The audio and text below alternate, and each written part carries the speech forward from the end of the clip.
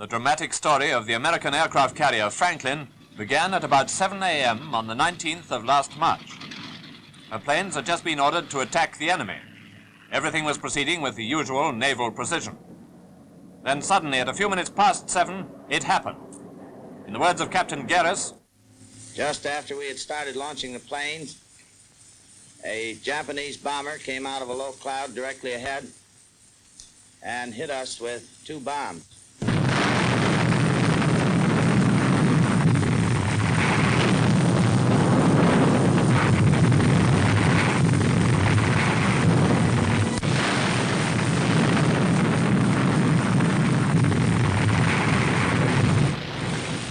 After direct hits on a ship like this, heavily loaded with petrol, torpedoes, ammunition, and aircraft, anything can happen, and nearly everything did.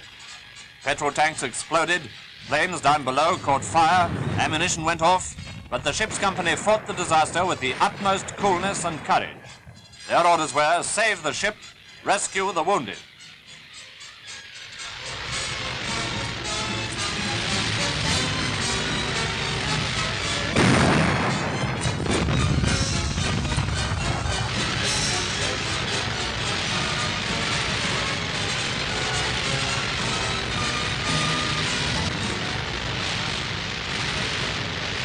Father O'Callaghan is seen with an apparently dying man, though as a matter of fact he made a miraculous recovery later. This padre, behaving with great gallantry throughout, was cited for the Congressional Medal of Honor. For hours the ship burnt, and explosion after explosion rocked her and killed more of the crew. 832 men lost their lives. 270 were seriously wounded. All this time, other American warships were lending all possible aid to the stricken carrier, helping with the fires and taking aboard many of the wounded.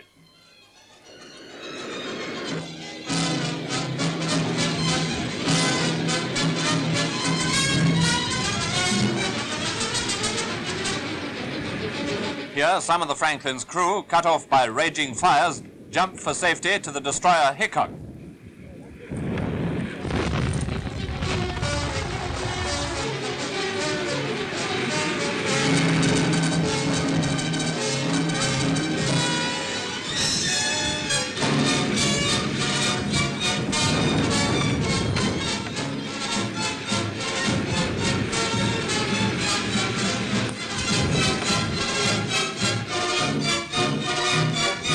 The sea was dotted with men, and many thrilling rescues were made, but there was no question of abandoning ship.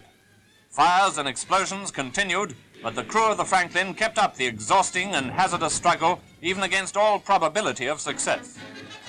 Finally, success was achieved. Fires were quelled, and the engines got going. Then the Franklin began her long journey home by way of Pearl Harbor and on to New York, over 10,000 miles.